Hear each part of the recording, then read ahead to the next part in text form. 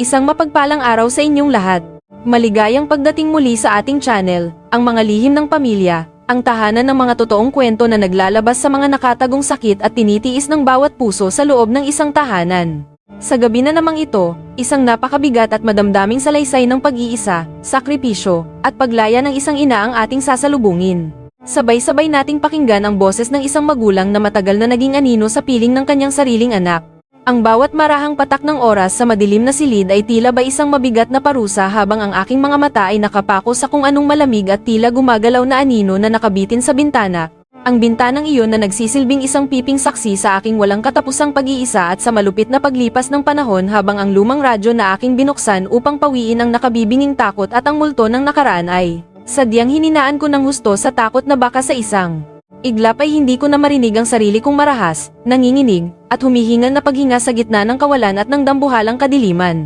Ang katahimikan na namumugad sa loob ng bahay na ito ay hindi na isang ordinaryong katahimikan lamang na nagdadala ng kapayapaan, ito ay tuluyan ng naging isang mabigat, basa, at nakasakal na kumot na nakapatong sa aking mga marupok na balikat araw-araw. Isang malupit na parusa, na nagsimula noong mamatay ang tatay niya, at kaming dalawa na lamang ang naiwang magkasama sa ilalim ng iisang bubong na ito, na sa bawat segundong lumilipas ay unti-unting nawawala ng init at ng kahulugan.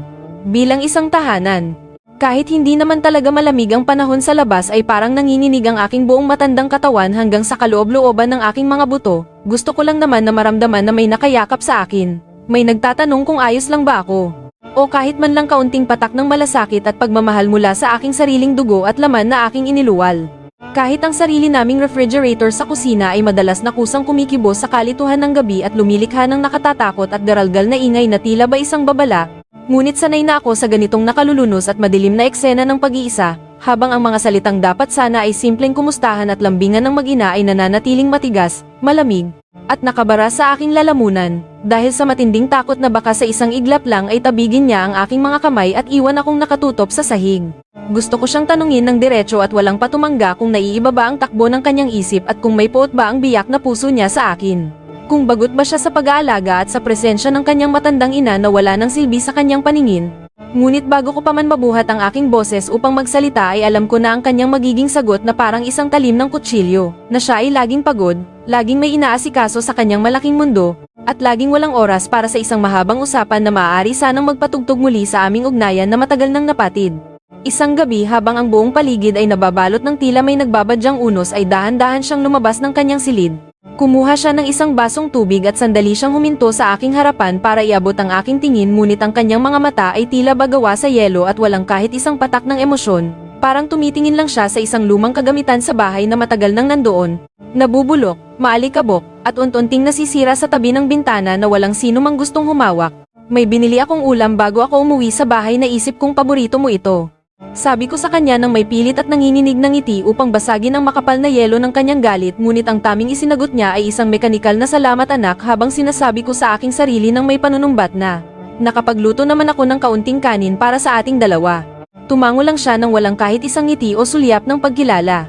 Akyat na ako sa aking kwarto, marami pa akong kailangang maglinis ng mga gamit sa itaas na wala namang dumi. At ang tanging gagawin ko sa loob ng aking silid ay ang bilangin ang bawat mabagal, mabigat, at masakit na oras hanggang sa muling magdilim ang buong paligid at lamunin ako ng gabi. Mabilis lang naman iyon kung iisipin ng isang taong walang dinadalang mabigat na dusa, ngunit ano naman ang ibabayad mo sa akin kapag pilitin mong buksan ang nakaraan at ang mga sakripisyong ginawa ko. Lumingon siya ng bahagya habang hawak ang hawakan ng pinto at hindi ko matagpuan ang tamang salita para sa masakit na katotohanan ito. Kaya naman sabi ko na lang sa aking sarili na kailangang intindihin ang kanyang ugali dahil sa tindi ng kanyang pagod sa trabaho.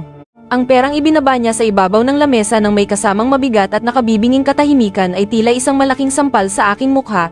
Ang ibilang mo na hindi kami magkauri at parang binabayaran niya ang aking bawat hininga. Hindi ko naman siya pinipilit na mahalin ako sa paraang gusto ko para sa kanya ngunit ang kawalan ng galang ay unti-unting pumapatay sa akin. Alam ko na, ang pagmamahal ng magulang ay madalas na hindi nasusukat sa ginto, sa salapi, o sa anumang yaman ng mundo. Pero ang masakit ay ang marahas at mapunit-punit na pakiramdam na ang alaala ng aming masayang nakaraan ay tila naglaho na kahit saan at tuluyan ng binura ng kanyang karangyaan. Ang kahit ang bayaran mo ako ng buong mundo at ng lahat ng kayamanan ay hindi mapapantayan ang sakit na makita ang sarili mong anak na itinuturing kang isang estranghero at isang pabigat na naghihintay na lamang ng kamatayan. Anak, Pumunta ako sa kusina upang tingnan ang ulam na binili niya para sa akin. Ang ulam na binili niya ay sinigang ngunit mula sa malas ng gulay ay tila hilaw pa ang mga ito, tuyot, at lubhang mamantika ang sabaw na lumulutang sa mangkok na parang isang maruming likido. Kinain ko pa rin ang pagkain iyon ng walang kibo habang ang aking mga luha ay sumasabay sa bawat subo. Bawat subo ay parang laso na kailangang lunukin ng aking matandang katawan dahil ito na lamang ang tanging pisikal na koneksyon na nag-uugnay sa aming dalawa sa gabing ito ng matinding lamig at ng sumasakal na lungkot. Itinabi ko ang kalahati nito sa refrigerator baka sakaling magutom siya mamayang madaling araw pagkatapos ng kanyang mahabang trabaho sa opisina. Pero alam ko sa aking puso na hinding-hindi niya ito gagalawin dahil sa kanyang matinding pandidiri sa aking mga kamay. Kinabukasan akong nagising ng may mabigat na pakiramdam at may namumuong sakit sa aking dibdib ay nakagawian ko na ang maghanda sa kusina ng walang katulong. Niyan ko ang aking sarili na magtiis kahit araw-araw ay hindi siya narabukas sa aking mga pangarap at sa aking mga panalangin. Mayaya ay narinig ko ang kanyang mga marahas na hakbang at pababa na siya sa hagdan habang inaayos ang kanyang kasuotan.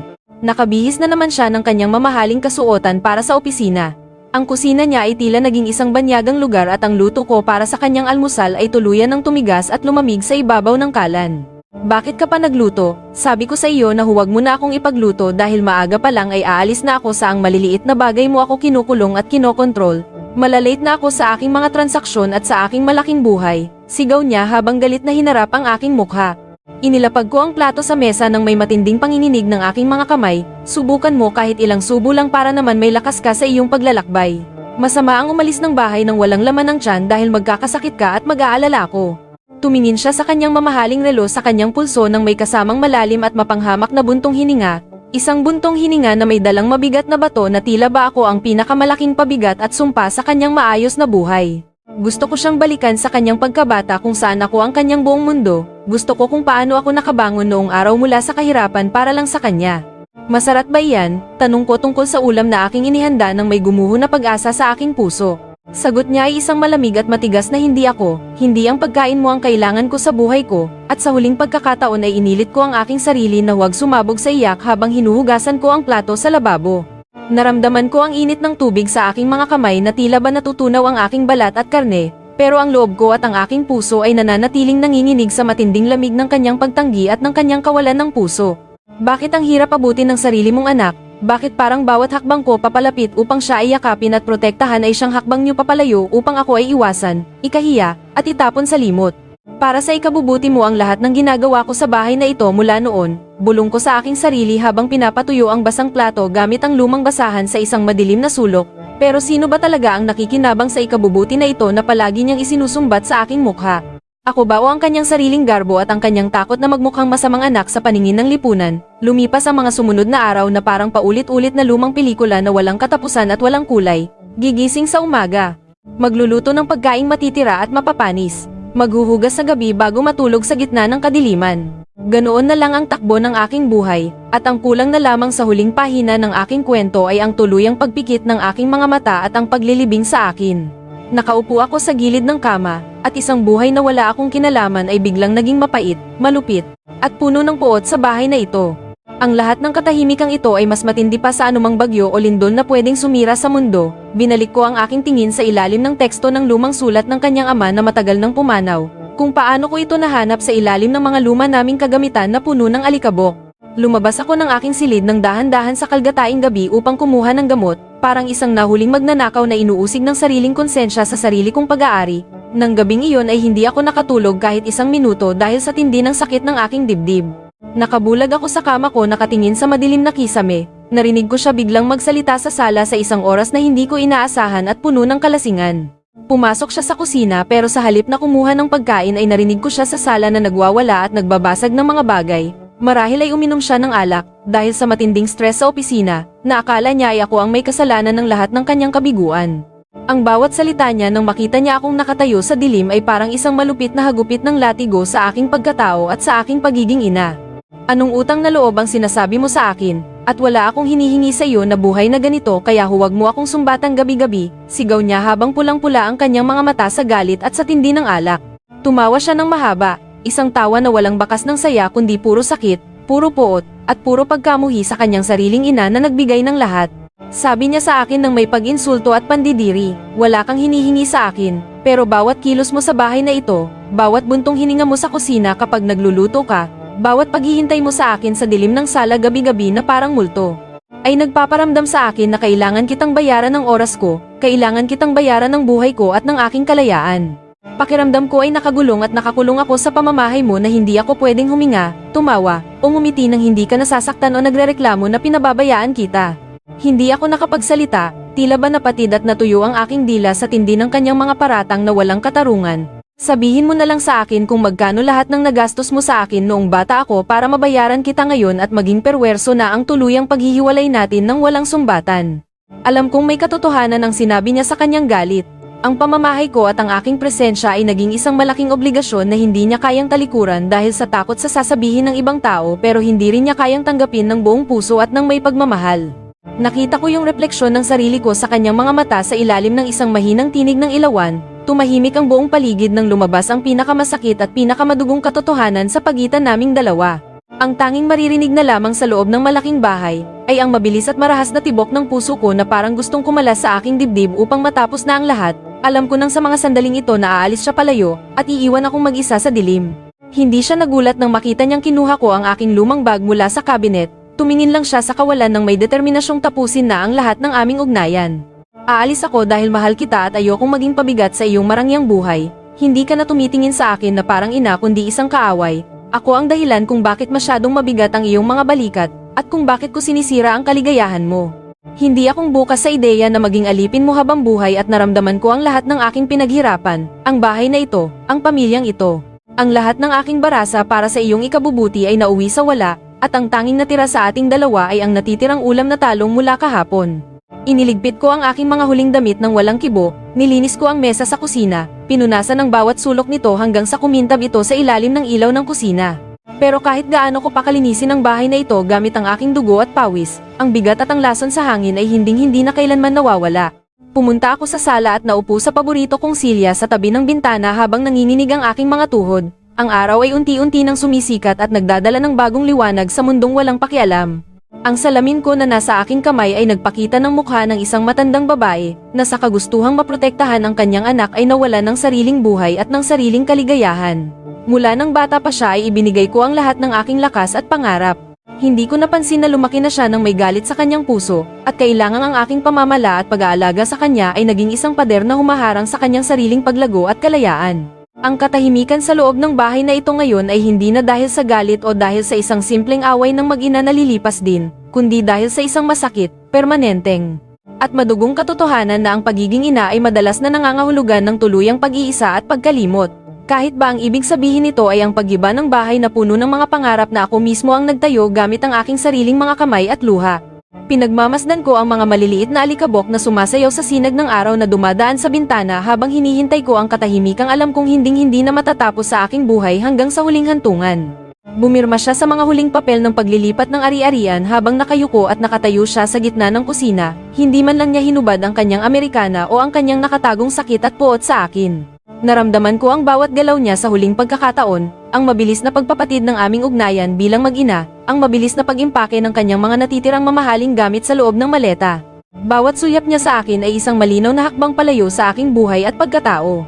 Hindi ako nagsasalita, nakatayo lang ako sa gilid ng lababo habang hawak ang isang basang-basahan na tila ba ito ang aking huling proteksyon laban sa kanyang kalupitan.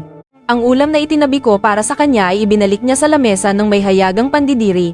Lumingon siya sa kanang bahagi ng pinto at sa kanyang mga mata ay walang-wala na akong nakitang pagmamahal kundi ang isang malamig na determinasyon na sa wakas ay aalis na siya papalayo patungo sa susunod na buwan na ang kanyang pag-alis ay hindi mo na kailanman mapipigilan kahit lumuhod.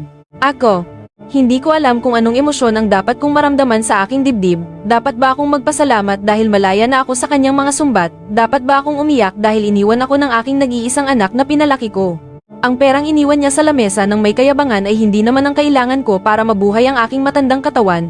Pero alam kong iyon lang ang tanging paraan na alam ng kanyang makasarili at mayabang na isip para mabawasan ang bigat at patahimikin ang kanyang nagsisimulang konsensya sa harap ng Diyos. Salamat. Iyan ang tanging salitang lumabas sa aking tuyong bibig ng walang emosyon. Tumango siya ng bahagya at kinuha ang kanyang mga huling papel mula sa aking mga kamay. Mag-eempake na ako ng ilang gamit ko sa itaas, yung iba ay iiwanan ko na muna rito sa kwarto mo. Ipamigay mo na lang o itapon mo doon sa basurahan kung nakakasikip sa paningin mo at nagpapadumi sa bahay. Sabi niya habang naglalakad patungo sa hagdan nang hindi lumingon. Umakyat siya ng mabilis at muli ang buong kabahayan ay binalot ng isang nakabibinging katahimikan sa oras na ito, ang katahimikan na nagpaparamdam sa akin na hindi ko nakilala ang aking sarili, ang aking anak, o ang aking pinagdaanan sa mundong ito. Sumunod ako sa kanyang kwarto upang tingnan kung may kailangan pa siyang tulong. Nakita ko sa kanila niya ang kanyang walang pakialam na mukha, nakita ko siya na hawak ang isang lumang sweater. Yung sweater na kulay asul na binili ko para sa kanya nung makuha niya ang kanyang kauna-unahang sweldo sa trabaho noong araw na punong-puno kami ng saya. Akala ko sa aking puso ay ilalagay niya ito sa loob ng kanyang maleta bilang alaala ng kanyang pinagmulan, pero sa isang saglit ay inilapag niya ito sa ibabaw ng kama sa tumpok ng mga lumang gamit na kanyang iiwanan at itatapon na parang isang basura. Bakit hindi mo dadalhin iyan? Malamig ang panahon sa Canada ngayon at kailangan mo ng proteksyon sa katawan. Pilit kong binuhat ang aking boses upang magmalasakit. Ang liliit at mumurahing bagay na iyan ay hindi ko na kailangan doon. Makakabili naman ako ng mga bagong bagay at mas mamahaling damit doon sa ibang bansa na babagay sa aking status. Sagot niya nang hindi man lang tumitingin sa aking mukha. Sa sandaling iyon ay naramdaman ko ang tunay na ng kamatayan ng aming ugnayan. Hindi ang lamig ng hangin sa ibang bansa kundi ang katotohanan sa kanyang puso ay patay at burado na ang lahat ng aming alaala bilang mag-ina. Na-realize ko na ang lahat ng aking ibinigay. Ang bawat sakripisyo ko, at ang simbolo ng aking alaga sa loob ng maraming taon ay hindi na sapat o hindi na kailangan sa bagong buhay na bubuuin niya sa malalayong lugar na walang matatanda. Bigla siyang nagsalita habang nakatalikod sa akin at nag-aayos ng kanyang bag. Alam mo na nung bata pa ako, ang pamamahay na ito ay yung malasakit na palaging nandoon sa tuwing uuwi ako galing eskwela at may yakap ka. Pero nung tumanda ako at nagkaisip sa mundong ito, na-realize ko na ang pamamahay mo at ang pag-aalaga mo ay parang isang madilim na anino na sumusunod sa akin upang sakalin ako. Kahit saan ako pumunta nandun ka nakabantay sa bawat kilos ko. Naghihintay na magkamali ako para masalo mo ako at sumbatan pagkatapos ng aking mga pagkukulang. Hindi ko magawang maglakad o huminga ng malaya dahil laging nakatingin ang bago mong angkot at mga mata sa aking buhay. Lumingon siya sa akin ng may matinding galit. Asangat, gumawa ka ng sarili mong mundo at huwag mo akong kulungin. Gusto kong maging malungkot ka dahil sa sarili mong buhay at hindi dahil sa mga pagkukulang ko sa iyo. Gusto ko namang mabuhay ng sarili ko na hindi iniisip kung kumain ka na ba. Kung uminom ka na ba ng iyong gamot sa high blood. Gusto ko namang maging malaya sa utang na loob na ito na parang isang tanikala na nakakasakal sa aking lieg habang buhay. Nabasag ang aking puso sa libo-libong piraso na hinding-hindi na muling mabubuo pa. Ang bawat salita niya ay parang isang matalim na kutsilyo na dahan-dahang humihiwa sa aking buong pagkatao bilang isang ina na nagbigay ng kanyang buong dugo. Kasalanan ko bang ibigay ang aking buhay para sa iyo upang maging maganda ang kinabukasan mo? Kasalanan ko bang ibigay na hindi ko ipagkait ang lahat ng aking sarili? Hindi kasalanan ang magmahal niya ng mahinahon, pero matigas at walang konsensya ang kanyang naging tugon. Ang kasalanan mo ay yung ginawa mong buong mundo ang isang tao na hindi naman sa iyo at kailanman ay hindi magiging sa iyo dahil may sarili akong buhay. An mo lang ako na hindi ako ang buhay mo at pabayaan mo na akong umalis ng tuluyan. Lumakad siya papalapit sa akin sa huling pagkakataon at hinawakan niya ang aking nanginginig at malamig na mga kamay. Ang kanyang mga kamay ay mainit tulad ng bawat kamay ng tao pero ang hawak niya ngayon ay parang isang pinal, malamig, at patay na pamamaalam, na hindi mo na kailanman mababago sa buhay na ito. Hayaan mo na akong umalis ng walang bitbit na bigat ng iyong mga luha at sumbat, hayaan mo na akong maging ako at mabuhay sa sarili kong paraan ng malayo sa iyo, aniya sabay bitaw sa aking kamay.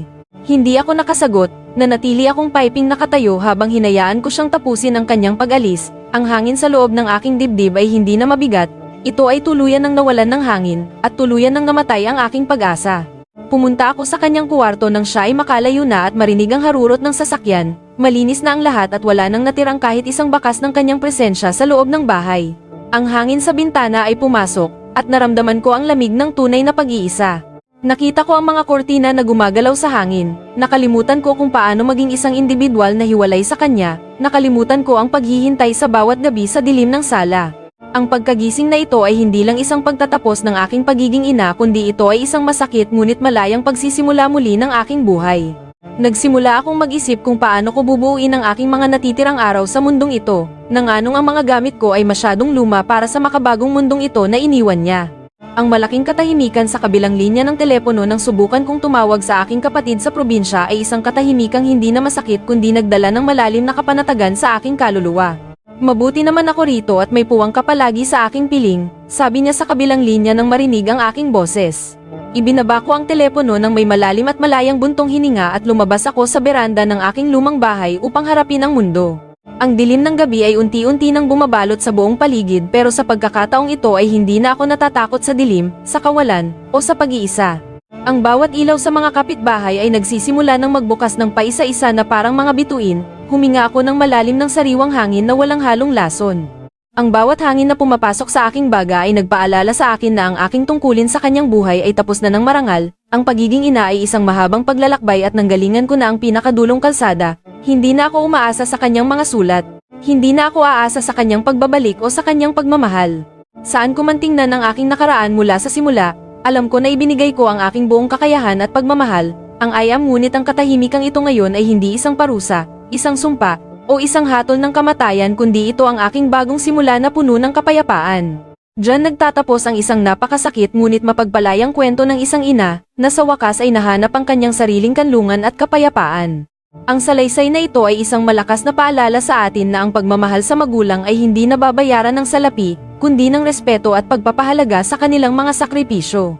Kung naantig ang inyong mga puso at may natutunan kayo sa videong ito, huwag ninyong kalimutang i-like ang ating kwento at mag-subscribe sa mga lihim ng pamilya para sa marami pang mga kwentong kapupulutan ng aral. Pindutin din ang bell icon upang palagi kayong updated sa mga susunod nating pag-uusap. Hanggang sa muli, ingatan ang inyong mga puso at naway mahanap ninyo ang inyong sariling kapayapaan.